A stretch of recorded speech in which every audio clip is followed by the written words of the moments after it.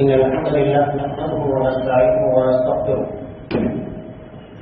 ونعوذ بالله من شرور أنفسنا ومن سيئات أعمالنا من يهده الله فلا مضل له ومن يضلل فلا هادي له وأشهد أن لا إله إلا الله وحده لا شريك له وأشهد أن محمدا عبده ورسوله أما بعد فإن خير الحديث كتاب الله وخير الهدي هدي محمد صلى الله عليه وسلم وشر الأمور محدثاتها وكل محدثة بدعة وكل بدعة ضلالة وكل ضلالة في النار. أعوذ بالله السميع العليم من الشيطان الرجيم. بسم الله الرحمن الرحيم. يا أيها الذين آمنوا اتقوا الله حق تقاته ولا تموتن إلا وأنتم مسلمون.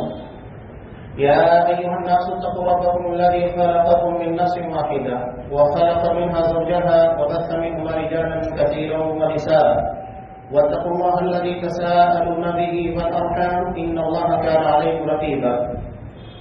يا أيها الذين آمنوا اتقوا الله وقولوا قولا سديدا يصلح لكم أعمالكم ويغفر لكم ذنوبكم ومن يطع الله ورسوله فقد فاز فوزا عظيما. وقال بسم الله الرحمن الرحيم. إذا جاء نصر الله والفتح ورأيت الناس يدخلون في دين الله أفواجا فسبح بحمد ربك واستغفره إنه كان توابا.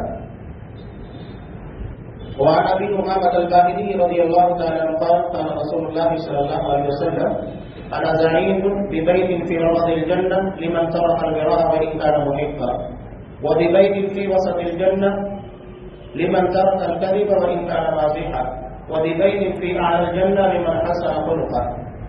رواه أبو داود في كتاب الأدب. تمام قسم کی تعریفات اللہ رب العالمین وحدہ لا شریک کے لائق و زیبا ہے جو ساری کائنات کا تنہا خالق و مالک ہے. اور بے شمار درود و سلام ہو اللہ کے آخری نبی جناب کریم محمد رسول اللہ صلی اللہ علیہ وسلم کی ذات مقدسہ پر. محترم سامعین عزیز محترم، نبی کریم صلی اللہ علیہ وسلم کی رسالت کی پہلی زندگی سے آپ کی آخری سانس تک کی زندگی ہمارے لیے نمونہ ہے.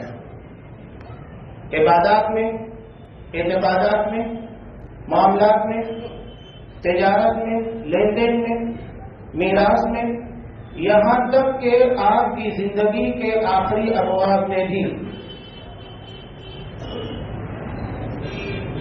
آپ صلی اللہ علیہ وسلم کی زندگی کے آخری ایام جو آپ کی وداعی کے تھے اس کے آثار کافی پہلے نمایاں ہو گئے تھے.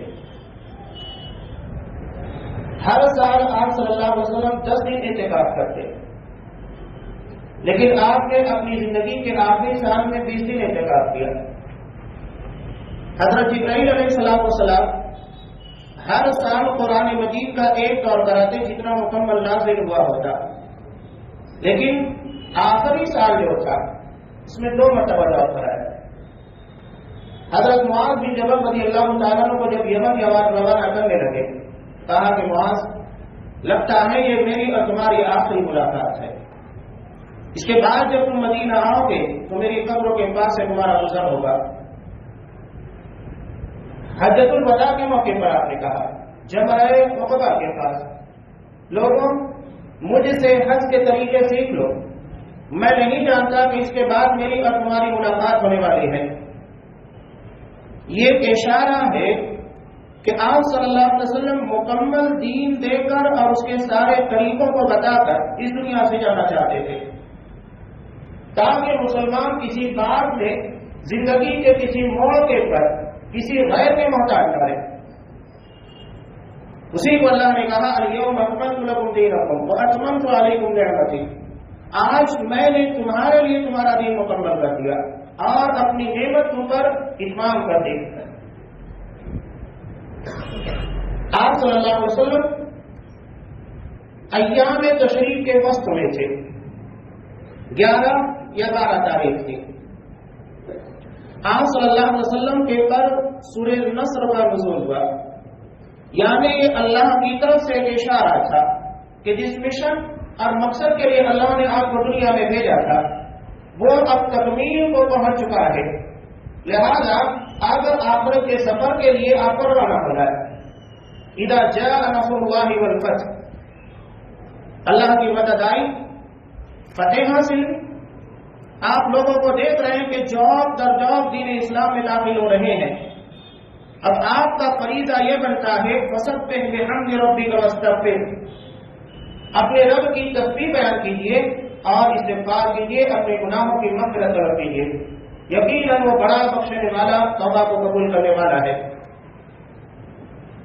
اسی سورہ کے بارے میں حضرت عمر فاروق رضی اللہ تعالیٰ عنہ پر کچھ لوگوں نے جب یہ اعتراض کیا تھا کہ ایک چھوٹا سا بچہ حضرت عبداللہ بن عباس رضی اللہ تعالیٰ عنہ یہ ہم جیسے کبار صحابہ کے درمیان بیٹھا ہوتا ہے، تو انہوں نے اس بات کا جواب پریکٹیکلی عملی طور پر دیا اور اسی سورہ کو ان لوگوں کے سامنے پیش کیا اور کہا کہ بتاؤ اس سورہ کے نزول کا مقصد کیا ہے، اس کا پیغام کیا ہے، اس کی تفسیر کیا ہے.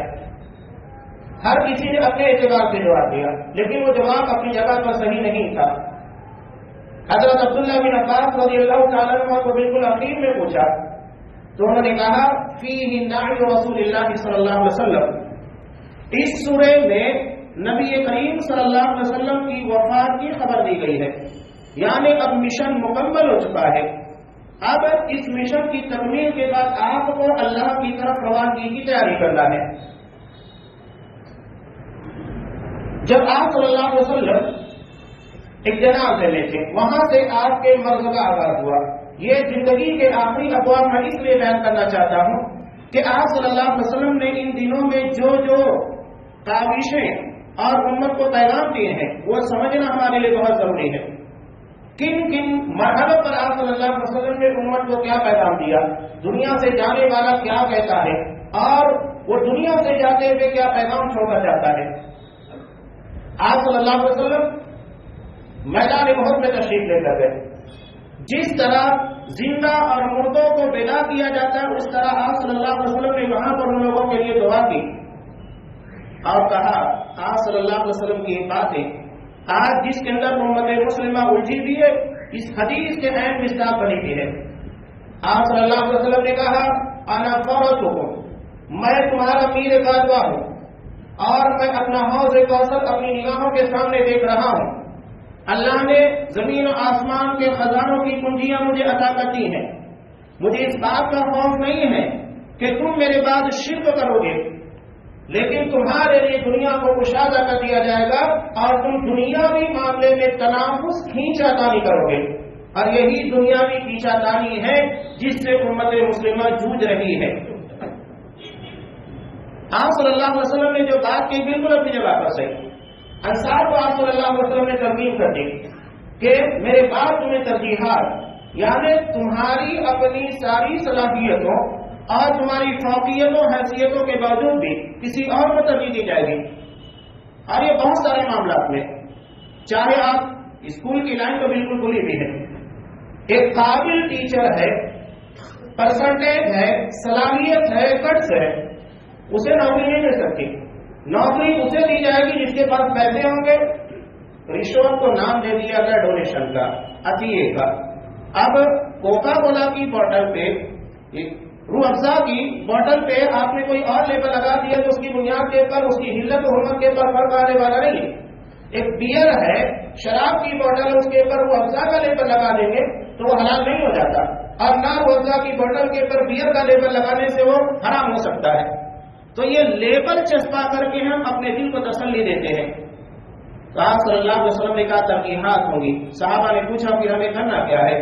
آپ نے کہا صبر کرو حتی تلقونی علی الحوض، یہاں تک کہ حوض کوثر کے پر مجھ سے ملاقات کرنا. یعنی صبر کرو گے تو آخرت میں یقیناً اللہ تمہیں کامیاب کرے گا. دنیا میں ناکام ہو جاؤ چل رہا، لیکن آخرت کی کامیابی اپنے ہاتھوں سے نہ جانے دینا. یہ ناکامی کوئی معنی نہیں رکھتی ہے، لیکن وہاں کی ناکامی سب سے زیادہ معنی رکھتی ہے. آپ صلی اللہ علیہ وسلم نے تنافس، ایک حدیث میں آپ کے سامنے کوٹ کی تھی، ابو داؤد کتاب الادب کی. اس حدیث کو ہم سنتے ہیں لیکن شاید ہماری عملی زندگی اس سے بالکل کوری اور آری بن چکی ہے۔ آپ صلی اللہ علیہ وسلم نے 3 ضمانتیں دی ہیں، اور نبی کی ضمانت اپنی جگہ کے پر وحی الہی ہے۔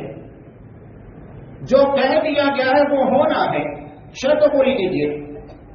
آپ صلی اللہ علیہ وسلم نے پہلی ضمانت دی، انا زعیم ببیت فی ربض الجنہ لمن ترک القراء وان کان محقا، جو حق کے پر ہوتے ہوئے جھگڑا چھوڑ دے میں اسے جنت کے اطراف کی بشارت دیتا ہوں۔ ضمانت ہے نبی کی۔ آج ہمارے گھریلو میراث کے مسائل، تجارتی مسائل کہاں پر کتنے مسائل پیدا ہوتے ہیں۔ ہر جگہ کے پر اختلافات کی جڑ دنیا ہے۔ ٹھیک ہے، آپ اپنے آپ کے پر حق کے پر سمجھتے ہیں، لیکن چھوڑنے کے لیے تیار نہیں ہے۔ وہی کا نمونی کا آپ صلی اللہ علیہ وسلم نے کہا حق کے پر ہوتے ہوئے چھوڑ دے نہیں۔ پنچایت کے پر پنچایتیں چلتی رہتی ہیں، لیکن ہمارے یہاں گھریلو مسائل حل نہیں ہوتے۔ کیوں نہیں حل ہوتے؟ اس کا مطلب یہ ہے کہ اس حدیث کو ہم نے پڑھا سنا، لیکن اسے اپنی عملی زندگی کے اندر نافذ نہیں کیا۔ صحابہ تو وہ تھے نبی کا ایک فرمان سننے کے بعد اپنی زندگی کے مسائل کو جگہ کے پر حل کر لیا کرتے تھے۔ تقویٰ کا معیار جتنا بلند ہوگا، اللہ کے یہاں جواب دہی کا احساس کا جذبہ جتنا بہتر ہوگا، اسی کے بقدر ہمارے دنیاوی معاملات بہتر ہوں گے۔ یہ ساری خرابیاں تنافس جس کو آپ صلی اللہ علیہ وسلم نے کہا، کھینچا تانی، ہر کوئی دنیا کے معاملات کو اپنے حق میں بنوانے کی کوشش کرے گا۔ کہیں انانیت ہے، عجیب و غریب قسموں کے، کہیں فرعونیت ہے، کہیں ابلیسیت ہے، انسانیت نظر نہیں آتی۔ آپ صلی اللہ علیہ وسلم نے کہا حق کے پر ہوتے ہیں تم دنیا چھوڑو تو تمہیں آخرت دی جائے گی۔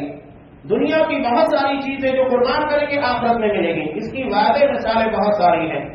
حضرت ابراہیم علیہ السلام جیسا کہ بخاری کی روایت میں سب سے پہلے آخرت میں انہیں لباس پہنایا جائے گا۔ کیوں؟ مفسرین لکھتے ہیں کہ جب انہیں آگ میں ڈالا جانے لگا تھا اس وقت ان کے لباس کو بھی اتار لیا گیا تھا۔ تو جو قربانی انہوں نے دنیا میں دی، آخرت میں اس کا سب سے پہلے صلہ ادا کیا جائے گا۔ حضرت موسیٰ علیہ السلام کو رسول پر بے ہوش تھے۔ آپ صلی اللہ علیہ وسلم نے کہا کہ دوبارہ سور میں پھونک مارنے کے بعد سب سے پہلے جو ہوش میں آئیں گے وہ میں ہوں گا، اور اس کے پہلے میں دیکھوں گا کہ حضرت موسیٰ علیہ السلام عرش کے پائے کو تھامے ہوئے ہیں۔ میں نہیں جانتا مجھ سے پہلے ہوش میں آ گئے یا تو کوئی طور کی بے ہوشی کے بدلے میں اللہ نے انہیں وہاں پر بے ہوشی نہیں کیا۔ سلف میں اسی لیے کہتے ہیں یہ تہجد اور فرض نمازوں کا لمبا قیام، خاص طور سے قیام اللیل تراویح کا،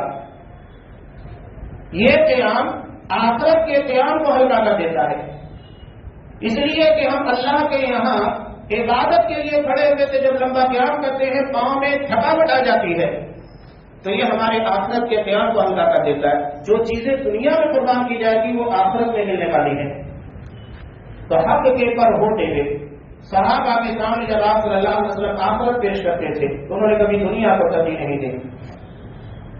ابو داؤد، مسند احمد، بخاری کی روایت، 2 صحابی زمین کا جھگڑا لے کر آتے۔ آج ہمارے یہاں کیا جھگڑے نہیں ہوتے زمین کے؟ یہ میراث کے جھگڑے کس بنیاد پر ہے؟ زمین کے معاملات کے پر۔ دنیاوی معاملات میں، دینی معاملات میں میراث کا جھگڑا کہاں ہو سکتا ہے؟ سب دنیا کی بنیاد کے پر۔ یہ دراصل مرنے والے آثار سے ظاہر ہو جاتا ہے۔ ہماری اپنی ذمہ داری ہوتی ہے کہ ہم کو کرنا کیا ہے، جانے سے پہلے اپنے گھر کو کس راہ کے پر چھوڑ کر جانا ہے۔ یہ بھی دراصل گھر کے ہر سرپرست کے لیے پیغام ہے آپ صلی اللہ علیہ وسلم کی زندگی میں۔ آپ صلی اللہ علیہ وسلم صاحب کہتے ہو سکتا ہے کہ تم شرط و زبانی کی بنیاد پر فیصلہ اپنے حق میں بنوا لو، لیکن اس کی بنیاد پر جہنم کی آگ کا ایک ٹکڑا لے کر جاؤ گے۔ دونوں صحابی نے کہا کہ اللہ رسول زمین ہماری نہیں ہے، فوراً چھوڑ دیا۔ کیا یہ حدیث ہمارے سامنے نہیں ہے؟ ہم اپنا جھگڑا چھوڑنے کے لیے تیار ہیں؟ نہیں ہے۔ برسوں کے پر جو جاہلیت تھی، جاہلیت میں برسوں کے پر محیط ہوا کرتے تھے جھگڑے۔ انصار کے 2 قبیلے اوس اور خزرج، یہ 110 سال سے ایک آدمی کے قتل کی بنیاد کے پر جھگڑے کر رہے تھے۔ خون کے پر خون بہائے جا رہے ہیں، پیسے بہائے جا رہے ہیں، اپنوں کی جانیں لی جا رہی ہیں۔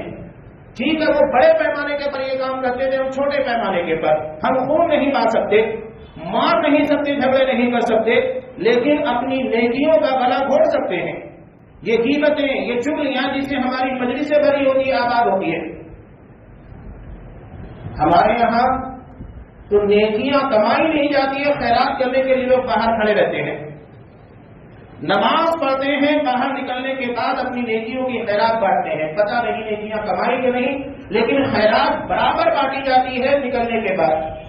کسی کے معاملات زندگی کے اوپر، کسی کے عیب کے بارے میں، کسی کی برائی کے بارے میں ہماری زبانیں بالکل تر ہوتی ہیں باتیں کرنے کے لیے. یہ ہمارے نفس کی خوراک بنی ہوئی ہے. اس کے بغیر ہمارے نفس کو تسکین نہیں ملتی ہے جب تک کہ اس طرح کی باتیں کر کے اپنے دل کا گوشت ہلکا کرے. آپ صلی اللہ علیہ وسلم نے تنافس، یہ وہی ایک تنافس ہے جس سے پوری امت مسلمہ جوجھ رہی ہے. عرب کا ماحول بہرحال اس سے بہت جدا ہے. وہاں قتل غارت کے لیے غلط پیمانے کے پر چل رہی ہے. ہمارے یہاں پر نیکیوں کی قتل اور غارت گیری ہو رہی ہے، وہاں انسانوں کے جان مال کی. لیکن ہماری طرح معاملات زندگی گھریلو مسائل نہیں ہوتے. ایک حقیقی واقعہ میں آپ کو بتا رہا ہوں. ارشد مختار صاحب کا نام سنا ہوگا، جامعہ محمدیہ منصورہ کے مدیر. یہ خود اپنی حقیقی زندگی کا واقعہ عرب کا بیان کرتے ہیں کہ میں جب ایک شخص کے پاس گیا، جانے کے بعد میں نے دیکھا کہ ایک آدمی وہاں پر اور بیٹھا ہوا ہے. وہ شیخ کے پاس کسی کی برائی کرنے لگا. اور ہمارے یہاں چمچا گری اور چاپلوسی کا یہی طریقہ ہے، کسی کی برائی کیجیے آپ کو عزت دی جائے گی، نیکیوں کی بنیاد کے پر عزت نہیں دی جاتی. اس نے جیسے ہی ایک شخص کے بارے میں بات کہی، اس نے کہا رکیے، فوراً فون لگایا، کہا کہ ایک بندہ آتا تمہارے تعلق سے ایسی باتیں کر رہا ہے، کیا صحیح ہے؟ فوری طور پر فون لگایا. وہاں مزاج ہی نہیں، یہ جو مزاج ہم نے بنا کر رکھا ہے، نیکیوں کے لیے اتنے حریص ہوتے ہیں اور برائیوں کو ختم کرنے کے معاملے میں اتنے چاق و چوبند ہوتے ہیں. یہ تنافس ہے. آپ صلی اللہ علیہ وسلم نے کہا تم دنیا کے بارے میں تنافس کرو گے اور یہی تمہارے لیے سب سے بڑا مسئلہ ہوگا. آج اللہ نے ہمیں شرک سے، بدعات سے پاک و صاف رکھا. ہم بدعات اس لیے نہیں کرتے ہیں کہ کہیں ہماری نیکیاں ضائع نہ ہو جائے، ہم شرک اس لیے نہیں کرتے کہیں ہماری آخرت تباہ نہ ہو جائے. لیکن کیا ہم نے ان نیکیوں کے بارے میں جو بڑی مشکل سے کمائی جاتی ہے، آسانی کے ساتھ کما دی جاتی ہے، فکر کی؟ آپ صلی اللہ علیہ وسلم نے اسی کی فکر کی تھی. جب آپ بقی میں تشریف لے کر گئے احد کے بعد، رات کے آدھے وقت کے گزرنے کے بعد ان لوگوں کو خطاب کرتے ہوئے کہا تم لوگ یہاں جس حالت میں ہو یہ بہت بہتر ہے، زندہ تم لوگوں سے کہیں زیادہ بدتر حالت ہے. فتنے رات کی تاریکیوں کے ٹکڑوں کی طرح آتے چلے جا رہے ہیں. آپ کو رات کی تاریکی میں کیا سمجھ میں آئے گا؟ کہاں پر کٹا ہوا حصہ ہے، یہ ایک ٹکڑا ہے. ایک تسلسل قائم ہوتا ہے اندھیریوں کا، تاریکیوں کا، ظلمات کا. یہ فتنوں کے آنے کا آپ صلی اللہ علیہ وسلم نے اندیشہ ظاہر کیا. ایک فتنہ ظاہر نہیں ہوگا، لوگ سمجھیں گے بہت بڑا ہے، لیکن اس کے بعد جب کوئی فتنہ ظاہر ہوگا لوگ کہیں گے تو پہلے سے بڑا ہے. ہر آنے والا فتنہ پہلے کے مقابلے میں بہت شدید اور خطرناک ہوگا. یہ آپ دنیا سے جانے سے پہلے امت کو خبردار کر رہے ہیں، یہ سب ہونے والا ہے. ایسے میں تمہیں کیا کرنا ہے، یہ پلان بنائیے، کس طرح اپنی نیکیوں کو بچا سکتے ہیں، اپنی آخرت کو آباد کر سکتے ہیں. یہ اصل پیغام ہے جو آپ صلی اللہ علیہ وسلم دنیا سے جاتے ہوئے دینا چاہتے تھے. آپ صلی اللہ علیہ وسلم کی زندگی کے کچھ اور اہم گوشے جو بالکل اخیر مرحلے میں تھے، جو امت کے لیے پیغام کی حیثیت رکھتے ہیں.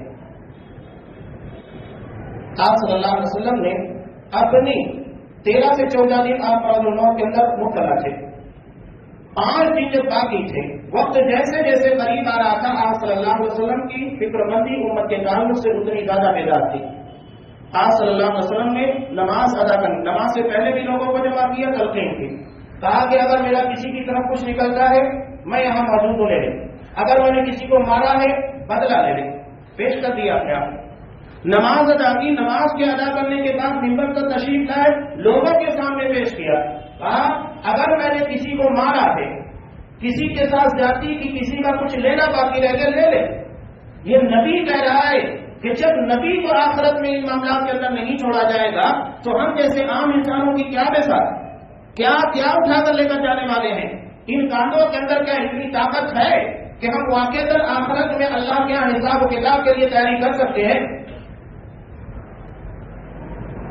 ایک صحابی کھڑے سے کہا کہ اللہ کا رسول میرے 3 درہم آپ کی طرف باقی ہیں.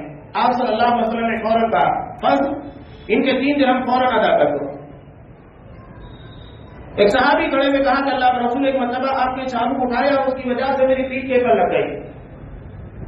آپ صلی اللہ علیہ وسلم نے فوراً اپنی پیٹھ حاضر کر دی.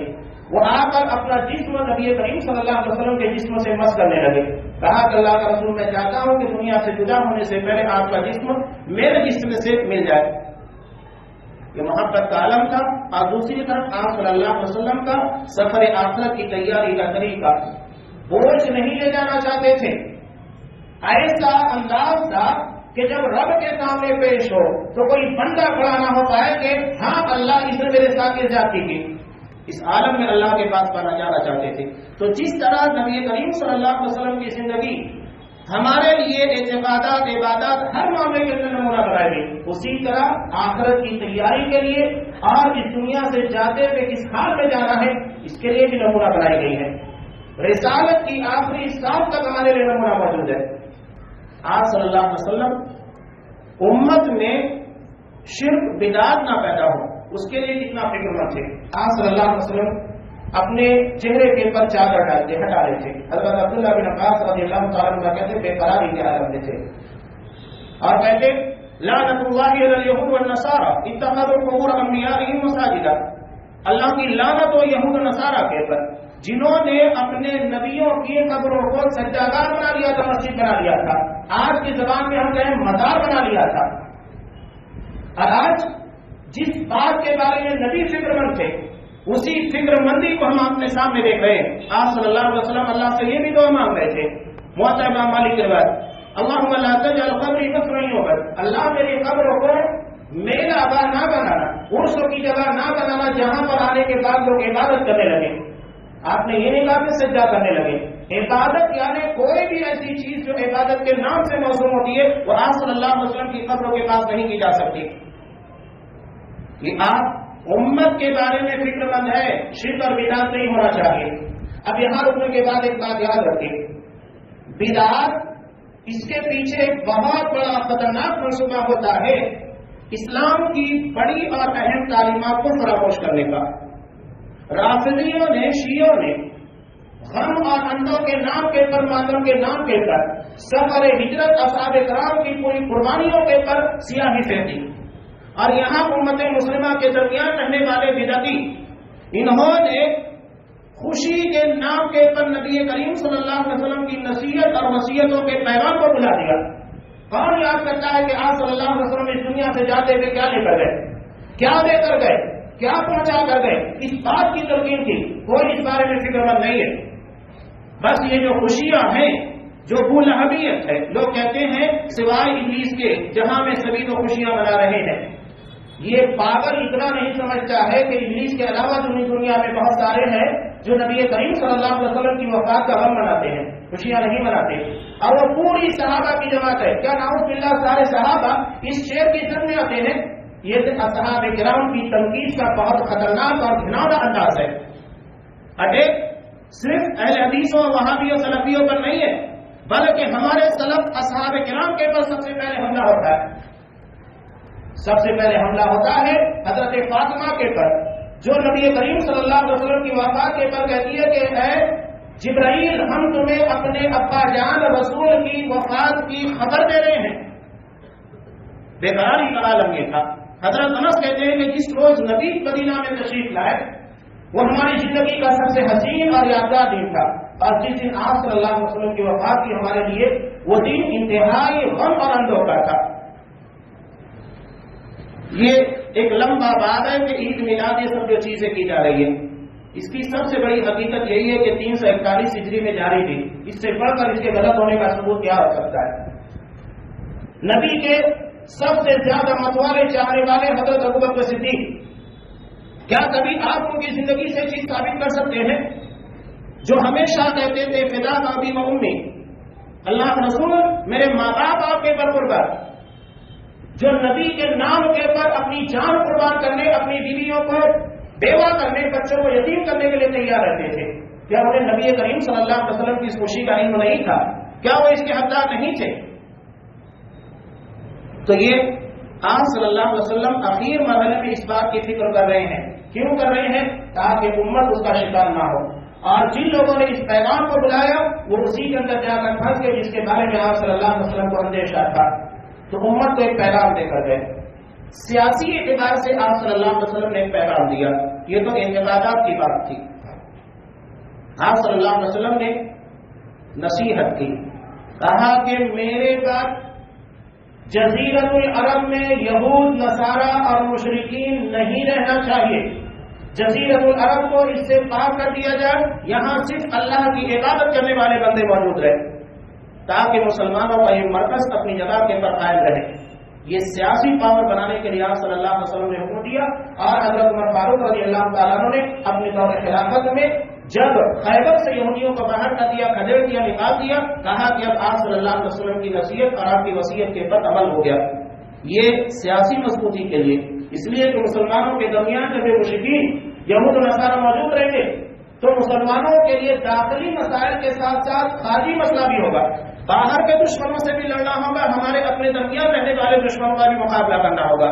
جب ہم اپنوں میں اور اپنے درمیان مضبوط رہیں گے تو خارجی دشمنوں کا مقابلہ کرنا بہت آسان ہو جائے گا.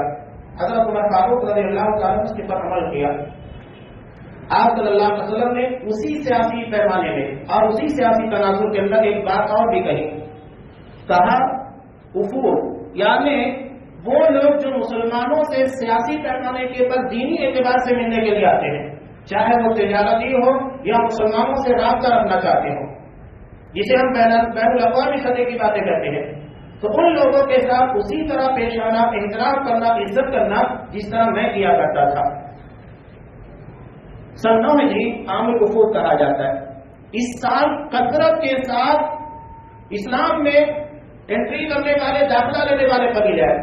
بہت سارے ایسے تھے جو آپ صلی اللہ علیہ وسلم کے ساتھ عہد و پیمان کرنے کے لیے آئے. ٹھیک, ہم اسلام نہیں قبول کرتے لیکن آپ لوگوں کے ساتھ وہ سارا مراسم ہوں گے.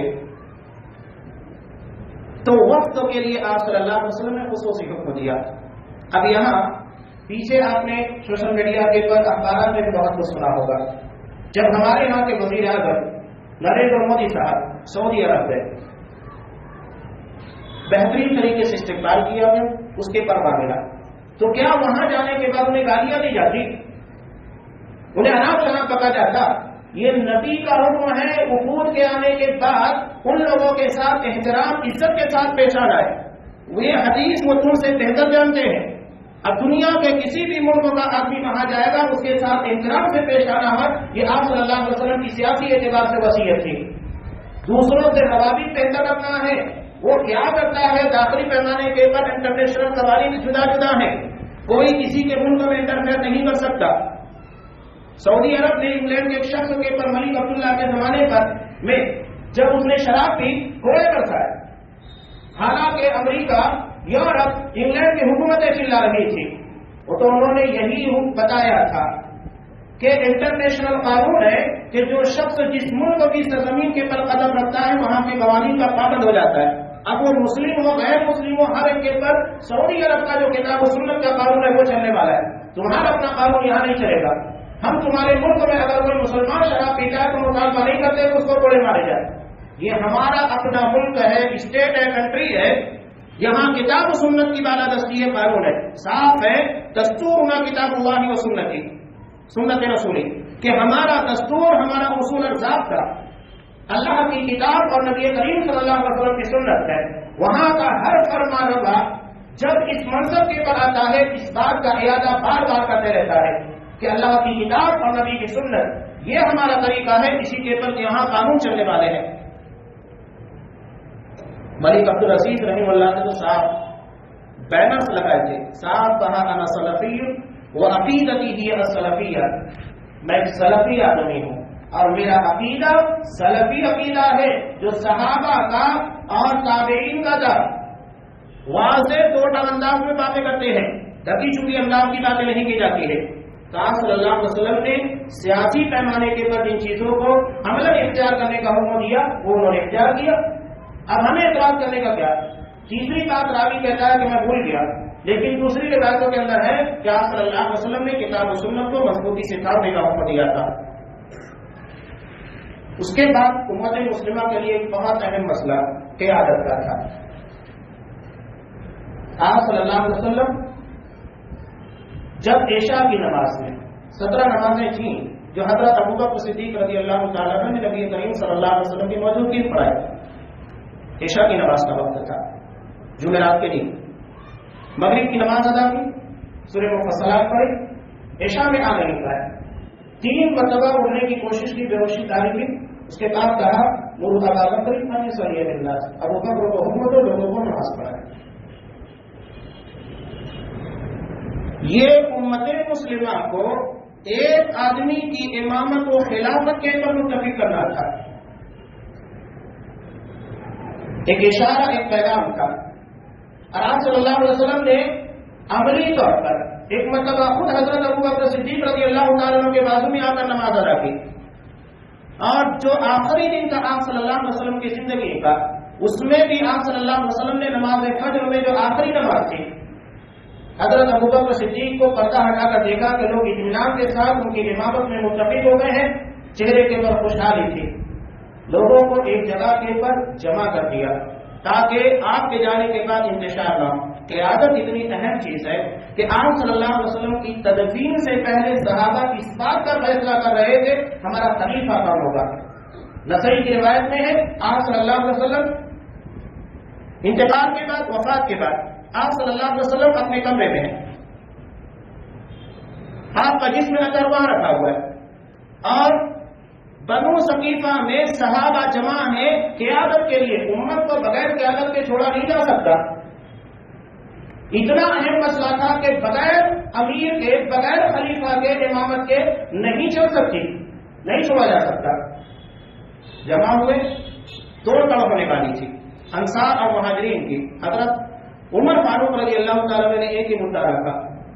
جب حضرت ابوبکر صدیق رضی اللہ تعالیٰ نے اس حدیث کو پیش کیا کہ تمہارے درمیان امیر خلیفہ وہی ہوگا جو قریشی ہوگا, قریش برادری کا.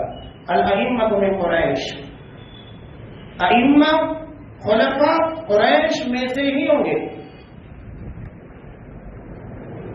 سارے لوگ متفق ہو گئے, سارے اختلاف ختم ہو گیا. حضرت عمر فاروق نے ایک ہی مدعا رکھا کہ جسے نبی نے اپنی زندگی کے اندر اپنا مسلح دے دیا, نماز کی امامت دے دی, وہ ہمارے معاملات زندگی کا بھی امام ہوگا. مکیوں کی طرح پل پڑے بیٹھ کے لیے یہ فیصلہ اور یہ اشارہ آپ اپنی زندگی میں کر کے جا چکے تھے. آپ صلی اللہ علیہ وسلم کی زندگی کا آخری دن بہت اہم تھا. آپ صلی اللہ علیہ وسلم نے اپنی بیٹی حضرت فاطمہ کو بلایا. سب سے پہلے آپ نے جتنی چیزیں اپنی تھیں, غلام ہیں, اوزار ہیں, سب ہبا کر دیا, صدقہ کر دیا. کچھ نہیں تھا, بالکل خالی ہاتھ اس دنیا سے صرف اپنی نیکیوں کے ساتھ جانا چاہتے تھے. چاشت کے وقت آپ صلی اللہ علیہ وسلم حضرت عائشہ صدیقہ رضی اللہ تعالیٰ عنہ کے حجرے میں تھے. پورا 1 ہفتہ اسی میں تھے. بار بار آپ یہی کہہ رہے تھے میں کل کہاں رہوں گا, کل کہاں رہوں گا. ازواج مطہرات سمجھ گئی کہ آپ حضرت عائشہ صدیقہ کے یہاں رہنا چاہتے ہیں. انہوں نے اجازت دی کہ آپ وہاں رہ سکتے ہیں. تو آخری ہفتہ آپ صلی اللہ علیہ وسلم کا رہا تھا. حضرت عبدالرحمن بن ابی بکر رضی اللہ تعالیٰ عنہ مسواک کر رہے تھے. حضرت عائشہ رضی اللہ تعالیٰ عنہ نے دیکھا کہ آپ اس کی طرف دیکھ رہے ہیں, تو اشارے سے پوچھا کہ آپ مسواک کرنا چاہتے ہیں. آپ نے اشارہ کیا, چنانچہ انہوں نے نرم کیا. نرم کرنے کے بعد آپ صلی اللہ علیہ وسلم کو مسواک کرنے کے لیے دیا. کہا کہ یہ میرا اور نبی کا لعاب دنیا سے جاتے ہوئے ایک ہو گیا, اس لیے کہ اس مسواک کو میں نے نرم کر کے دیا تھا. آپ صلی اللہ علیہ وسلم اسی سے مسواک کی. آپ صلی اللہ علیہ وسلم جاتے ہوئے جو جملہ ادا کیا تھا, حضرت عائشہ صدیقہ رضی اللہ تعالیٰ عنہ کی گود میں ہی تھے, آپ کا سر تھا. یہ جملہ ہر مسلمان کے لیے سب سے زیادہ اہمیت کا حامل, جو پورے مرض الموت کا نچوڑ ہے. آپ صلی اللہ علیہ وسلم نے کہا تھا رب اغفر لی والحقنی بالرفیق الاعلی, میرے پروردگار میرے گناہوں کو بخش دے, میرے پروردگار میرے گناہوں کو بخش دے اور مجھے رفیق اعلی یعنی تیرے مقرر فرشتوں کی جماعت کے ساتھ مجھے ملا دے. اور یہی آپ صلی اللہ علیہ وسلم کی زندگی کے آخری جملے تھے. یہ آخری پیغام تھا جو امت کو دے کر گئے. آپ صلی اللہ علیہ وسلم نے یہ بھی کہا تھا کچھ قبل الصلاۃ وما ملکت ایمانکم, 2 اہم پیغامات دیے تھے. نماز کا اہتمام کرنا اور جو تمہارے ماتحت ہیں کوئی بھی ہو سکتا ہے، چاہے تمہارے بیوی بچے ہوں، اگر آپ سیٹ ہیں تو آپ کے مزدور ہیں، آپ اگر دکان کے مالک ہیں تو وہاں کام کرنے والے، جو بھی ماتحتین ہیں ان لوگوں کے ساتھ احسان کرنا، یعنی اللہ کا حق صحیح طریقے سے ادا کرنا نماز پڑھ کے، اور بندوں کے ساتھ نرم رویے سے پیش آنا۔ یہ آپ صلی اللہ علیہ وسلم کے پیغامات تھے۔ بتائیے کیا یہ چیزیں ہمیں یاد آتی ہے 12 ربیع الاول کو؟ نہیں یاد آتی۔ نبی جو پیغام دے کر گئے سب بھول گئے، اور شیطان نے ہمیں جس راستے کے پر لگا دیا اس راستے کے پر ہم نبی کی سنتوں اور نبی کی وصیتوں کو پامال کرتے ہوئے آگے بڑھتے چلے جا رہے ہیں۔ یہ ہمارے لیے کوئی معنی نہیں رکھتا ہے۔ یہ پیغام سمجھنا یہی ہماری دنیا اور ہماری آخرت کی کامیابی کا سب سے اہم ذریعہ ہے۔ اللہ تبارک و تعالی ہمیں اس پیغام اور ان نصیحتوں اور وصیتوں کی روشنی میں اپنی زندگی کے اندر اصلاح کی توفیق دے۔ آمین۔ بارک اللہ لنا ولکم فی القرآن العظیم ونفعني وإياكم بالآیات والذکر الحکیم إنه كان جواد کریم وقلب غفور رحیم۔